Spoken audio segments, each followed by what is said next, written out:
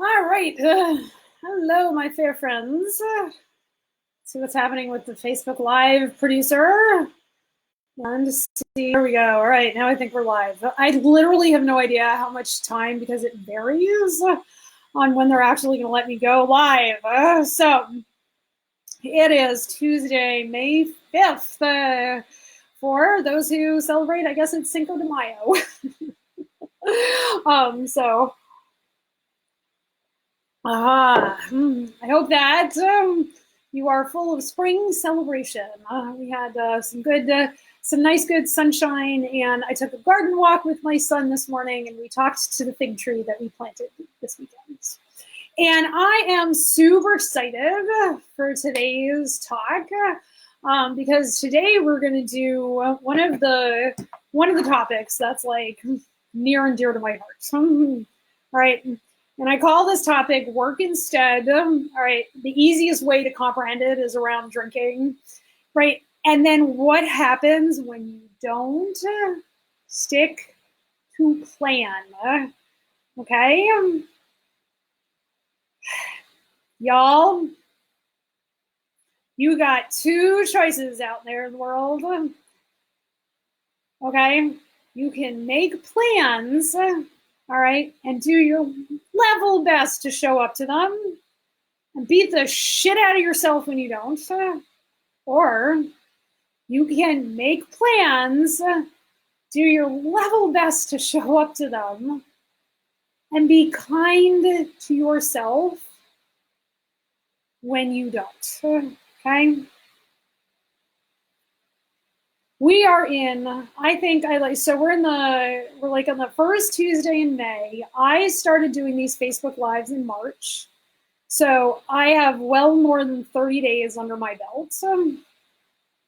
In these 30 days, I can't even begin to tell you how many things that I have told myself I am going to do that I haven't done. And you know what I have been figuring out, okay, is that I am a lot nicer person when, for example, my kid interrupts me for the 303rd time on a Facebook Live or a client call. I love it when it happens on a sales call, right?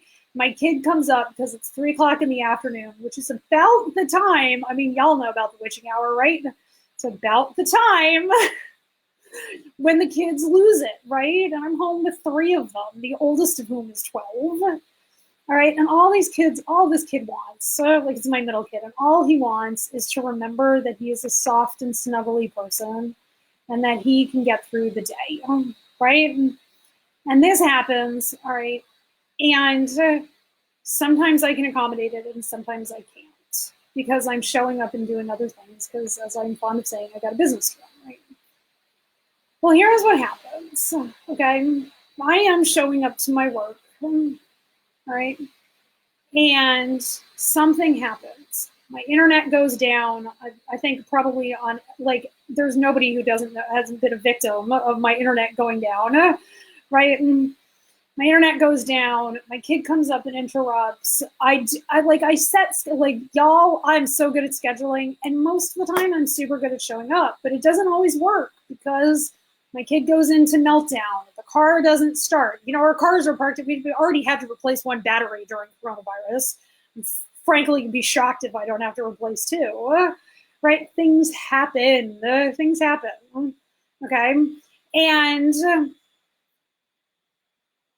you can deal with them in a couple of ways. All right? Today's the day we talk about drinking. You can deal with it by going off protocol and having a drink. Okay, because when you have a drink, it like cuts off your brain, like it cuts, you know, it's an anesthetic. Alcohol is an anesthetic. ETOH, ethyl alcohol or ethanol crosses the blood-brain barrier, okay, and goes into your neurons, down-regulates how your neurons talk to each other. Folks, I'm not gonna lie, that can feel good until it doesn't anymore, okay? Feels good, right? Same thing with smoking. We literally need nicotinic acid. That's why it's so hard to quit, because we need nicotinic acid. It's required by our cells. Niacin, the Ni, it's the same base. It's B vitamin. Okay. And so when you're in that space, all right, where you're thinking everything is going wrong, I feel terrible, right? And I'm beating the tar out of myself. And you're like, but I'm believing. I'm believing I can do the work. I'm believing that I can quit drinking. I'm believing that I can control how much I go onto Facebook. And then you don't do it. Your immediate reaction is for your monkey mind, for your hindbrain, for the parts of you that are so used to beating the snot out of yourself to say, see, I told you so, right? And to say, something's definitely going wrong here and we really super got to fix that. What if you decided that every time something like that happens, doesn't mean a blessed thing? Doesn't mean anything about who you are as somebody who's implementing a drinking protocol. Doesn't mean anything about who you are as somebody who is developing the capability to not snark people on Facebook. Doesn't mean anything about who you are as a parent, as a spouse, as a child, if your parents are still alive. And that when you're done having your pity party, or you're done with your hangover, or you're done with your time warp on Instagram, that you're just going to pick up exactly where you're supposed to pick up. Okay? But it doesn't mean a blessed thing. You are going to be exactly right there. And it's going to be exactly right when you decide to pick it back up. And it doesn't mean anything about you. Doesn't mean anything about the work. If it's work you're doing for me, doesn't mean anything about me, right? Doesn't that feel better, okay, than saying I'm such a moron and I should have done it? Because especially when it comes to drinking, okay? And this is like really kind of what threw me over the edge. So back in the fall, I was at Wellesley for our Alumni Leadership Council, which I desperately hope they're going to have this year. But who knows? But it's super fun, and they bring all the club presidents. So I'm the president of the Western Maine Wellesley Club. They bring the club presidents, and they bring the reunion chairs, and they bring everybody onto campus, and they give us campus updates, and they ask us for money, and they give out awards. We have like alumni achievement awards. We have this beautiful award we give students. I think it's the Camilla Award, named after a tree that we have on campus, right? And there's lots of recognition. And the last night we have a beautiful dinner, and they set 10 top tables for 12. It's very crowded. And we have all of this like guilt, it's like 3 forks and knives and spoons and goblets and the whole 9 yards. It's hilarious. In like a campus setting. So much fun. And I will tell you that I had, I think, probably 3 glasses of wine, which is at that point about a glass and a half too many for me. And I remember being into my cups, as they say, and being like, I know I said I was only going to have 1 glass of wine, but the wine tastes good and the food is terrible, and so I'm going to have more wine. Remember, that was my thought, that the food is terrible. This is epically terrible food. I have all these food allergies, and so caterers have no idea what to do with me. So I was like, I'm just going to have more wine. It'll be fine. I'll eat bread. Like, the bread was really good. I love bread and butter. So I had bread and butter and wine for dinner, essentially. And, it was like 11 o'clock, which was way past my bedtime. We were getting on the bus to go home. And I had quit drinking like an hour or 2 earlier, because I don't drink very late, because it stops like after 3 cups of wine. I'm not feeling very good.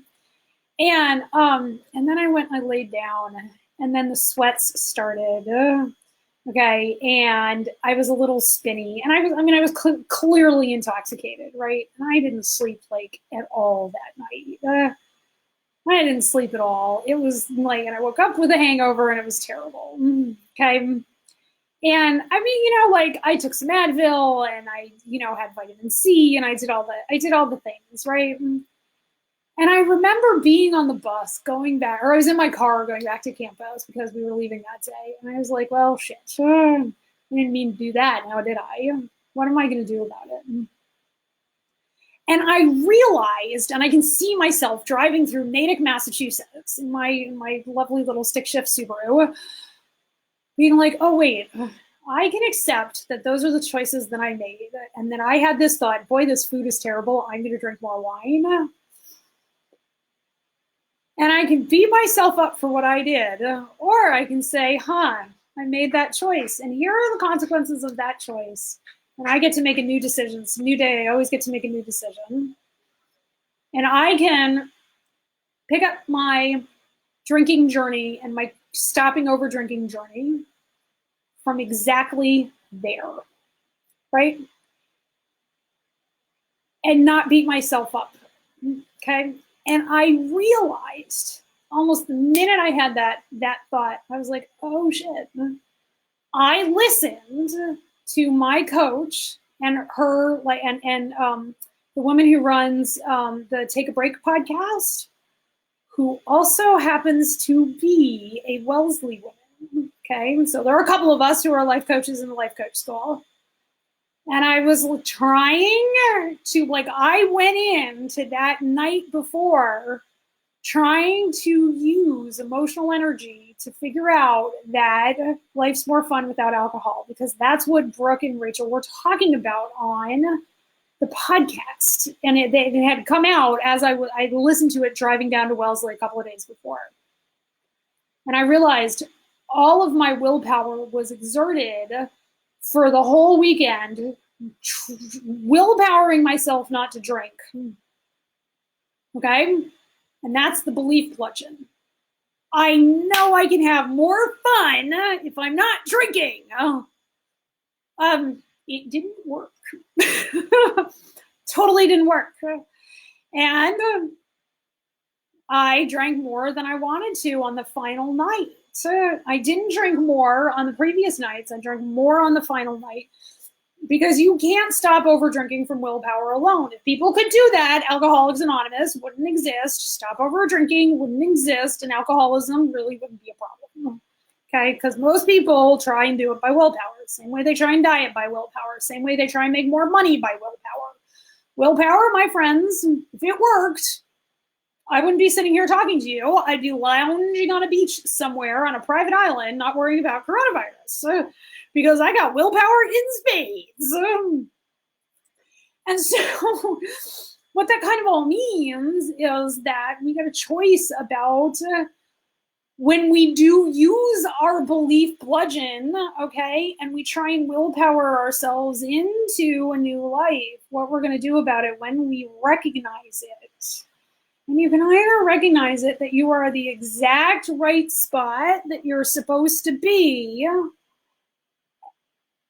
or that you are,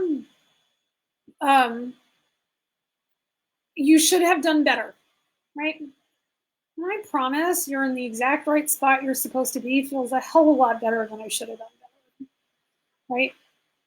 And that's basically what you've got to do. And you got to understand that your belief bludgeon comes from the part of your mind that's just trying to keep you safe.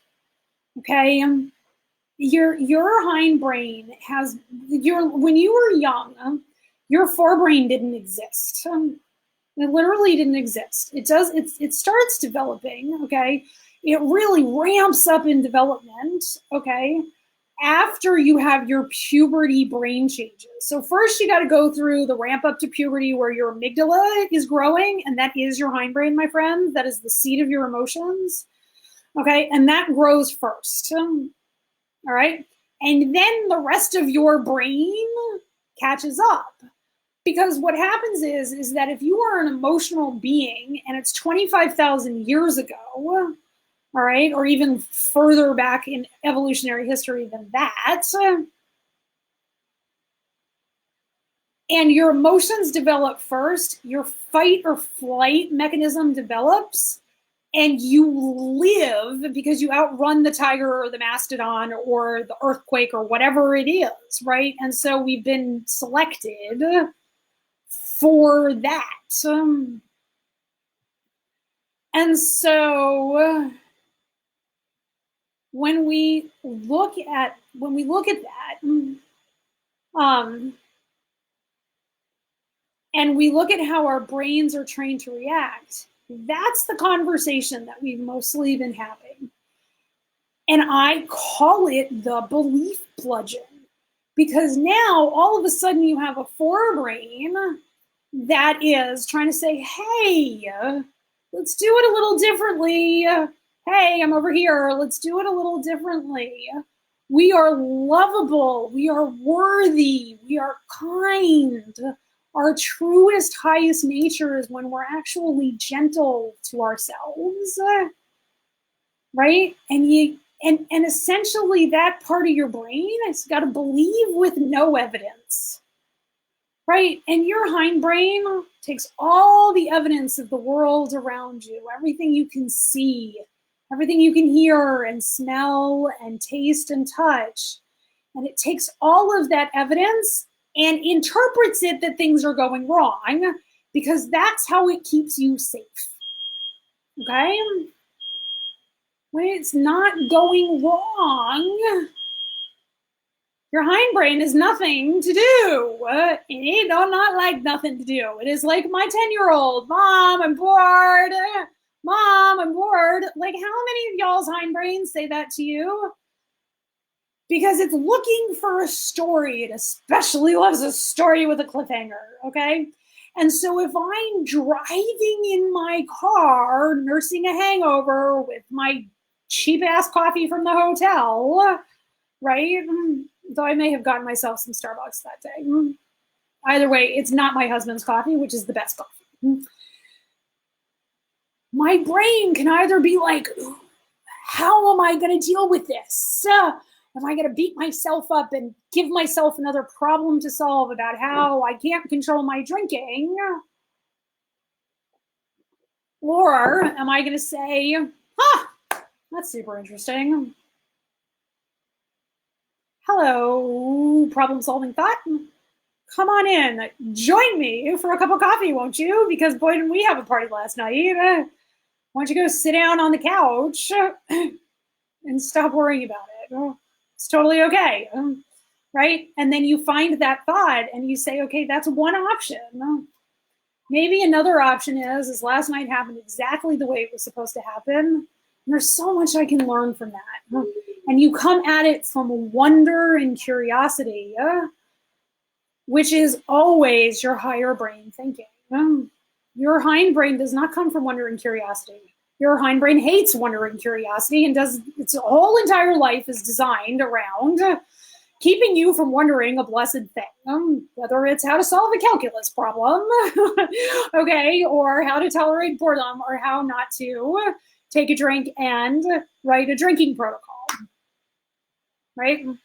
It loves drama, it loves a cliffhanger, it loves a story. And your belief bludgeon is all about that, okay? It's just another story that your brain's going to tell you to keep the hindbrain engaged and keep yourself cut off from your forebrain, okay? And you can totally develop the capability to not let that happen and recognize your belief bludgeon when it comes in. And it often feels like that sinking feeling in your stomach, okay? It feels like a real disconnect. In me, it feels a lot like my throat constricting, and it feels like my heart, like it's an adrenaline surge a lot of the time for me. And then it also feels like, especially at the end of the day, where like, shit, everything went wrong today, and I like collapse into bed right before we read. And it looks like everything went wrong today, okay? I set out the day, did all my work. You can see work behind me. I just got off a call with clients. And all of that work I did this morning, where is it, right? And it looks like saying, okay, tomorrow I'm going to be better, all right? And my belief bludgeon comes in when I start building my future perfect tense. That tomorrow it's going to be cupcakes and rainbows and unicorns. It's not. It really isn't, and it doesn't have to be. Okay, I am not Byron Katie, where I'm saying nothing bad ever happens because I accept the world 100%. I accept the world 100%, and I recognize bad things happen. Okay, reports of child abuse are on the rise. I really don't want to feel good about that, guys. I really don't. All right, I want to recognize that sadness for those kids and the sadness for an adult who feels like the solution to their problem is in hitting their child. I want to feel compassion for those people. So, because from compassion, I can come to solve the problem from a new place. From compassion for myself who decided this food sucks and I want wine, right? I can come to a new place from a space of kindness and gentleness and love. That feels so much better. So much better. And then all of a sudden, what it really looks like is putting the bludgeon down, right? Because if your idea is the beatings will continue until morale improves, I ask you, how long have you been implementing that policy? Whether you know you've been implementing it or not, how long have you been implementing it around the habits that you have that you wish that you didn't? Drinking, smoking, too much social media, whatever it is, right? What if instead you just put it down, and decided about what you were going to do, alrighty? And if what you were going to do was going to come from kindness and gentleness and love and being who the person the universe is calling you to be, because I promise, and you can take my belief in you and my belief in the ability of your prefrontal cortex, if yours is a little lacking right now, that your highest calling is one of gentleness and kindness and love and worthiness. Borrow my belief in you and put down your belief bludgeon. Okay? Because all you're doing is reinforcing the thoughts that you need it when you're sitting there and you're hugging it. You don't need to hug it. You are beautiful and kind and gentle as you are right now. And you can put that belief bludgeon down, you can pack it in your backpack and move on from there. All right, that's what I got for you today. We are going to be back tomorrow and we're going to talk about the belief bludgeon at work. There's so many ways that we find that at work, my friends, so many ways. Holler if you have questions. I think we had a hiccup where Friday is Outgoing Money. Yeah, Friday is Outgoing Money. I think that's now up on the YouTube channel. We had it didn't record on the Dirigo Food Safety video, so you can't find it there. So if you're looking for that, it's on the YouTube channel, but I think it has to go out of order because the YouTube channel only puts things in chronological order as they get loaded. All right. And so if you have problems with that, let me know. It is up on the Proofing Box, so you can watch it on the Proofing Box. And so if you're not a member of the Proofing Box and you're a food manufacturer, come on in, my friends. Other than that, I've got a webinar this month on trace and lotting. And if you have not booked a call to get into coaching with me, why the hell not? Money back guarantee, my friends. It's amazing. Alrighty, so book a call, and the link's on the page. All right, I love you. I will talk to you tomorrow at noon, and we're going to talk about our belief bludgeons at work. Bye, guys.